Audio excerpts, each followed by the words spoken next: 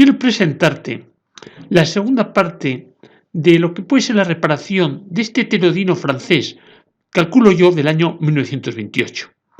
Pero antes quiero hacer unos comentarios a los comentarios que he recibido. Y es cierto, Kate se queja de que no estaba bien estructurado en la parte número 1, y puede tener razón, y a veces casi lo hago un poco a costa, para que pensemos, a veces cuando nos dan las cosas muy estructuradas, muy claras, no llegamos a pensar sobre los problemas que pueden acontecer o que están ahí presentes. Y en este hice un pequeño desorden para que la gente se fuese situando, toda la gente que lo ve, y fuese haciendo su propia composición de qué es lo que estaba yo mirando o qué es lo que yo quería llegar. Pero voy a recordar un poco, porque luego han salido polémicas, voy a recordar un poco el orden o lo que yo quería transmitir. Se compró un receptor por internet, es un riesgo muy grande, que tenía 4 lámparas fundidas, que eran casi todas a 409, y solamente funcionaba un poco la primera, que era la osciladora mezcladora, que era una 4141. Bueno, le pusimos una nomenclatura porque tampoco estaba claro lo que era, porque tampoco estaba serigrafiado en la ampolla de la lámpara. Pero visto que iba un poco, pitaba y demás, mi amigo Miguel se animó a comprar todas las lámparas de segunda mano y lo pusimos con él y logramos escuchar lo que se oye en el altavoz de bocina. Hasta ahí se logró. Pero sí que es verdad que la primera lámpara, que era una MX80, pues a la hora o así se degradó. No es que si hiciésemos algo imprudente, no, se degradó en su funcionamiento. Otro de los riesgos que se tiene de comprar lámparas de segunda mano. Estamos muy preocupados porque el tema de la desaparición de Alberto y Joaquín, con el paso del tiempo, está pasando a un segundo término. Yo presenté este esquema que es un receptor de 5 lámparas, pero que son 3, digamos, en alta frecuencia y 2 de baja frecuencia, pero que además de la detectora sale una realimentación que va al transformador de frecuencia intermedia. Entonces Amanda pensaba que esto podría ser un reflex y como este bacterio de alguna forma lo negó y me mandó y me pasó incluso las patentes de cómo era reflex y lo que se quiso hacer con reflex. Yo voy a entrar un poquito en esta polémica, pero por supuesto no tengo capacidad de decidir si esa parte, esa estructura pequeña de ahí, es estructura reflex. Pero vamos a ver lo que consideran que es una estructura reflex. Pero antes de ver esa estructura, quiero que nos fijemos en este esquema que me ha mandado otro seguidor, José Cal, que es muy gráfica, diría yo. Puedes ver que la frecuencia intermedia, ese bote de frecuencia intermedia, que habitualmente salen 4 hilos, en este caso no. En este caso nos están saliendo 5 hilos. ¿Y por qué? Porque precisamente tiene ese bobinado de realimentación. Eso me hace pensar a mí que si es necesario tener una estructura tan compacta y tan próxima, el receptor que nosotros tenemos, a pesar de la proximidad que hay de un bote de frecuencia intermedia con un choque o una bobina, no se quiso aplicar esa tecnología. Para aplicar esa tecnología, el dispositivo, lo que es ya la propia frecuencia intermedia, tiene que estar preparada, como está preparada en este caso. Fíjate, la primera noción que yo tengo de reflex es, como siempre, añorante, años 70, principios de los 70, había un receptor de retes que así se definía como un circuito reflex con 2 transistores, me parece, y su imagen es la que estás viendo. La pena es que el circuito no está en radiodifusión, sí la imagen y las características del receptor. Y por lo tanto creo que vamos a entrar un poquito más en el reflex. Hay un artículo muy bueno en Radioelectrónica. De ahí te he puesto el link y lo pondré, por supuesto, a la altura de cuando comento el vídeo. Merece la pena leerlo. Entonces él indica que como lo pone después del detector, digamos esa realimentación, a lo que es el elemento que amplifica, le llegan 2 señales, pero 2 señales separadas. En ese caso, y en azul, ha puesto la señal de baja frecuencia y en rojo la señal de alta frecuencia. Pero claro, 2 señales llegando al mismo dispositivo, si ese dispositivo no estuviese en zona lineal, estaría haciendo un heterodinaje. Y entonces el Micauto dice, pero trabajaremos siempre en zona lineal.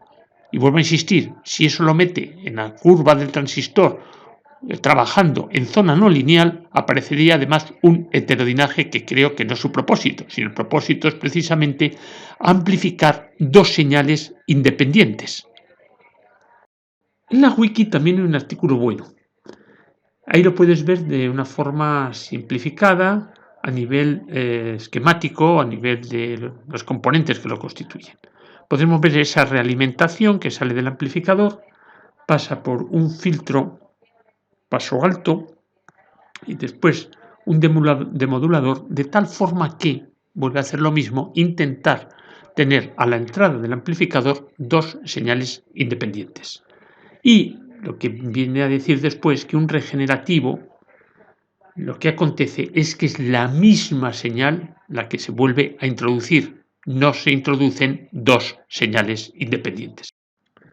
Por último, quiero hacer un resumen que me lo ha pasado José Cal de unos apuntes que él tenía, se los había hecho él, se los puedes ver a la izquierda, y que a mí me parece que resumen bastante bien la idea de lo que puede ser un receptor a reacción o regenerativo o un reflex. Leerás que cuando habla del circuito de reacción o regenerativo, él dice que es realimentar en la misma frecuencia y lógicamente la señal en fase. Ya digo, tienes una realimentación positiva, por lo tanto la realimentación tiene que ser en fase, pero en la misma frecuencia. Y en cambio ya cuando habla de reflex, se pasa ya a una etapa de detección, de tal forma que de esa etapa de detección realimenta al transformador de frecuencia intermedia, diciendo que son ya dos señales que se amplifican y que no se heterodinan. O sea, él habla también ahí precisamente de esa distorsión que puede acontecer. Tiene que ser ese elemento activo que haya sido realimentado, tiene que trabajar en zona lineal para efectivamente evitar que se produzca un efecto de heterodinaje, que al final daría pitidos en el altavoz. Puedes ver cómo en la parte final él cita que el elemento de realimentación es una bobina y un condensador. Y efectivamente la bobina, vistes en ese esquema que hemos puesto de una frecuencia intermedia, como tiene un devanado más. Ese devanado más puede ser la bobina y por supuesto el paso, digamos, de la señal a esa bobina puede venir controlado, regulado por un condensador variable. De tal forma que esa realimentación, ya digo, constituye verdaderamente un circuito reflex. Ya he dicho que la lámpara, la MX80, se degradó. Entonces vamos a hacer de lo perdido sacar lo que puedas. Y lo que podemos sacar es precisamente su zócalo. Me costó un poco porque estas lámparas suelen venir, que lo que es el bulbo, lo que es el cristal, no está muy sujeto respecto a lo que es esa base.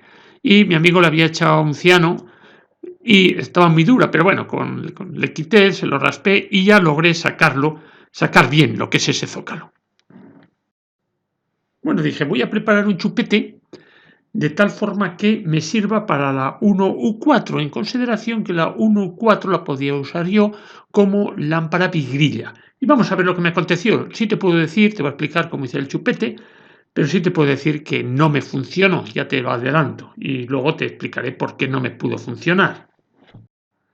Y entonces, de una forma un poco precipitada, pensé que la 1U4, que yo la he usado mucho como sustituto de los triodos, podría servirme como una lámpara bigrilla. De tal forma que yo tenía dos grillas, que son la pata 6, que es la grilla 1, y la pata 3, que es la grilla 2. Dije, ya lo tengo resuelto. Con esta lámpara, la que tiene dos grillas, seré capaz de sustituir pues, una A441 bigrilla. Para calcular el chupete es una cosa muy sencilla que lo hemos hecho muchas veces y lo primero que tenemos que calcular es qué resistencia, digamos, de absorción de filamento tenemos que poner para que estas lámparas que operan entre 1,4 voltios y 1,5 voltios pueda operar a 4 voltios, sabiendo que la intensidad que consume es 50 miliamperios, 0,05 amperios. Bueno, pues hacemos el cociente. Yo quiero tener en esa resistencia una caída de 2,5 voltios. Que con el 1,5 que tiene la lámpara tenemos los 4. Y sé que va a pasar una corriente de 0,05. Si hacemos ese cociente, pues me da una resistencia de 50 ohmios. que, bueno, para hacerla más equilibrada, pongo 25 a cada lado. Y en este caso ni siquiera puse 25, parece que eran 27 ohmios. Y esa es la estructura que tú has visto. Luego ya tenía resuelto lo que era la tensión de filamentos. La 1.4, su pin 6, es la grilla de mando. Bien, no hay problema. Pero claro, yo necesitaba otra grilla y dije, tomo la 3. No recordaba, en aquel momento me precipité, que cuando yo lo uso, este chupete, y lo tengo preparado para ser un equivalente a un triodo normal, como puede ser el A440 y el A409, pues lo que hago es unir ese número 3, con lo que es la placa, que es el pin número 2, de tal forma que ese número 3 es la grilla de pantalla, totalmente necesaria para ser atraídos los electrones que lleguen a la placa. Yo me olvidé y dije, aquí en la 3 yo tengo la segunda grilla que necesito. Como puedes ver, cuando se hacen las curvas de transferencia de esta lámpara, la 1.4, en el esquema que está en la parte superior central, puedes ver cómo hay una tensión que va a la placa, una tensión positiva, a través de una resistencia, bien, y también a través de una resistencia va lógicamente a esa grilla que es de pantalla. Y con esos datos yo puedo ver abajo cómo hay unas curvas de transferencia, pero siempre manteniendo una tensión en lo que es la grilla de pantalla. Yo no lo hice y como resultado me ha dado que no me funcionó. Es lógico. No me funcionó y ahora vamos a ver un detalle. Porque la 1U4 sí que la he visto yo en algún esquema precisamente de mezcladora osciladora. Una 1U4. Vamos a ver qué diferencias hay en cómo trabaja esa lámpara y cómo quería yo que trabajase la mía. La bigrilla que yo tengo, vamos, el circuito es el que ves ahí está más simplificado, pero es ese circuito. Como ves, a la segunda grilla, la he puesta como G, le va el circuito de sintonía. Y a la primera grilla, ahí puesta como G', le va el circuito del oscilador. Pero podrás ver que ambos, y a través de una bobina, van a masa. Luego, difícilmente podré tener yo la tensión que necesito en G, que es una tensión positiva. Luego, sin tocar nada a la radio, con este montaje que yo he hecho, no puedo hacerla funcionar con una U4. Ahí puedes ver un esquema de una radio que efectivamente, como primera lámpara, esa lámpara de sintonía, conversora y mezcladora, tiene la 1.4. Pero te podrás fijar que yo he señalado con una línea roja el camino de una alta tensión. O sea, por un lado estoy metiéndole una alta tensión, pues no sé, 80, 60 voltios, pero además estoy sacando también la señal en azul. Claro, yo en el esquema que yo tengo, o sea, la realidad física que yo tengo, no tiene más que, digamos, la línea azul. No tengo una tensión positiva que vaya a esa grilla. Por lo tanto, vuelvo a insistir, la elección de la 1.4 ha sido un error pleno. Y a partir de ahí he empezado a buscar sustitutos de el A441, de la grilla original. Y encontró varias cosas que las voy a poner. Bueno, verás que una de las soluciones que se opta es sencillamente por poner a través de transistores, los transistores, en este caso lo que se usa es un transistor bipolar y un FET, que suplen o cambian, digamos, por la A441, pero no es la solución que más me gusta. Otra solución que se aporta es la sustitución por una lámpara rusa, me parece que 2K27, alguna nomenclatura rara.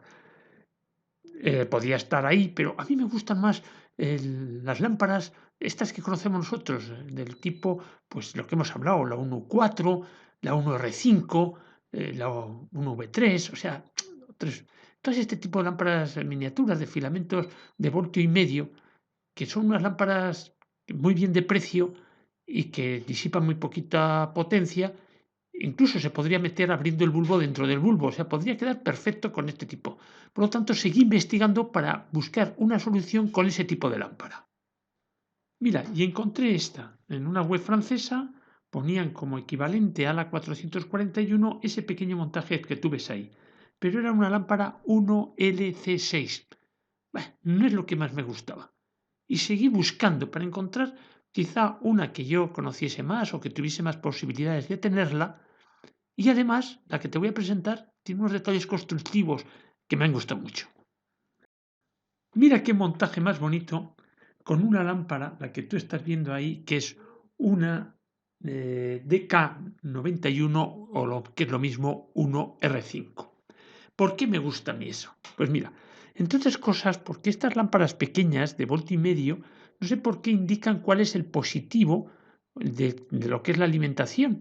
Pero claro, eso muchas veces no se conserva en la radio porque pues cada constructor pone donde él quiere del filamento, en el extremo que le da la gana, pone el positivo. Y mira qué idea más buena. Ha puesto un puente. Luego explicaré, es una tontería. Con un puente de diodos, él siempre fuerza que sea el positivo en el punto que él quiere. Segundo, verás que las resistencias son más bajas. Lógicamente, son más bajas, ¿por qué? Porque tengo la caída en dos diodos. Antes de llegar la tensión ahí, pasa por ese puente, digo, rectificador o despolarizador, de tal forma que siempre tenga el positivo en el mismo punto. Entonces le estoy quitando como mínimo 1,3, 1,4 voltios, con lo cual las resistencias que pone son de valor más bajo, son de 10 ohmios, lo que está poniendo. Antes estábamos poniendo resistencias de 25 ohmios. Luego te fijarás cómo él, a lo que llama GSUI, a una de las entradas de grilla, le pone una resistencia que va precisamente a ese positivo del filamento. Y después se ve claramente cómo hay una resistencia que va a lo que es la grilla de pantalla de esta lámpara, la DK91. Luego estoy haciendo trabajar dentro de las características propias de esta lámpara. Además, le añade un condensador de 150 picos a la entrada y en paralelo con esa resistencia que va a la grilla de pantalla, le pone un condensador de 100K. O sea, parece que es algo muy completo y motiva. Pero él hace un estudio bastante curioso, incluso de ventajas e inconvenientes respecto a la 441, y considera que tiene más sensibilidad de entrada, es decir, que amplifica antes la A441. Es curioso, ¿no? Una lámpara tan antigua como la A441 que tenga ese parámetro, digamos, de sensibilidad a la entrada de la rejilla de control más sensible que este montaje que hemos hecho. Mira, ahí es donde precisamente se habla de la diferencia de las características de la A441 y de lo que puede ser la DK91 o la 1R5. Dice una cosa cierta que acontece, dice que con la 1R5 o la DK91 se mantiene tanto en onda media como en onda larga lo que es el oscilador local. A mí cuando se me degradó la lámpara, aquella MX80, solamente me funcionaba en una pequeña zona. O sea, es muy importante que en todo el recorrido del condensador variable tengamos oscilación. Y dice él que tanto en onda media como en onda larga mantuvo la oscilación. Y después habla esa diferencia que te he dicho a la entrada de nivel, que una con 0,7 milivoltios, la 441, ya parece que aquello tiene suficiente para ir amplificando, pero que en cambio con la DK91, 1R5, es necesario 2 milivoltios. Bien, es muy interesante este cuadro que te he presentado, muy, muy interesante. Pero dice que al final, dice, bueno, pero ahora tengo algo que tengo la posibilidad de sustituirlo, tengo la posibilidad de trabajar con él, o sea, al final tengo algo y además con cierta seguridad, no cuando compro una lámpara por internet de los años 28, los años 30, que el resultado nunca sé cómo va a ser. Te acordarás que en el receptor de banda aérea que construimos había un diodo precisamente en paralelo con la entrada, de tal forma que si te equivocabas en la polarización, ese diodo conducía y que probablemente hiciese que se fundiese un fusible que pudiese tener la fuente. Es decir, lo que intentaba era proteger el circuito del receptor de banda aérea. Si le hubiera puesto un puente despolarizador como este, no hubiera necesitado nada de ello. O sea, sencillamente, la gran ventaja que tiene estos puentes, poner ese puente, es que sea uno extremo positivo o el otro negativo o viceversa, él siempre va a sacar el positivo por el mismo punto. Esto los teléfonos de uso público que hay en las cabinas, antiguas cabinas, y que ya quedan pocos, pero de tarjeta y monedas, eso ya lo llevaban, porque se alimentaban de la central telefónica. La central telefónica presenta, pues, en vacío, pues, unos menos 48 voltios, ¿no? Que se dice. Claro, en el momento de instalar podrías saber cuál es el positivo y el negativo, pero eso nadie te dice que un día en la central cambien el par o en cualquier caja terminal cambian el orden del par y ya te lo han estropeado. Le pones un simple puente despolarizador de este tipo, un puente de diodos, y siempre tienes asegurado dónde vas a tener el positivo y el negativo. Y esto es lo que ha hecho este señor con esta lámpara, ponerle un puente para saber siempre que en el punto, me parece que es en el pin 7, voy a tener el positivo. Ahí puedes ver cómo precisamente el sentido, bueno, esa bolita amarilla nos permite ver por dónde pasa cuando el positivo es el superior. Entonces vemos cómo dos diodos permiten el paso dejando siempre el positivo en la parte superior de la resistencia. Y ahora al revés, tenemos el negativo, pero siempre acontece que el positivo lo sigue dejando en la parte superior de la resistencia. Es muy gráfico, es muy bueno y es en la web que yo ahí te he indicado y que por supuesto lo pondré en los comentarios. ¿Y qué nos queda? Pues desmontar ese chupete que yo hice, que está mal hecho, hacer un chupete de acuerdo al circuito que yo te he puesto, usar una DK91 o una OR5 y a ver qué nos presenta este receptor, a ver si somos capaces de hacerle rendir hasta el punto que yo considero que puede llegar o al máximo que podamos llegar. Espero te haya gustado. Muchas gracias.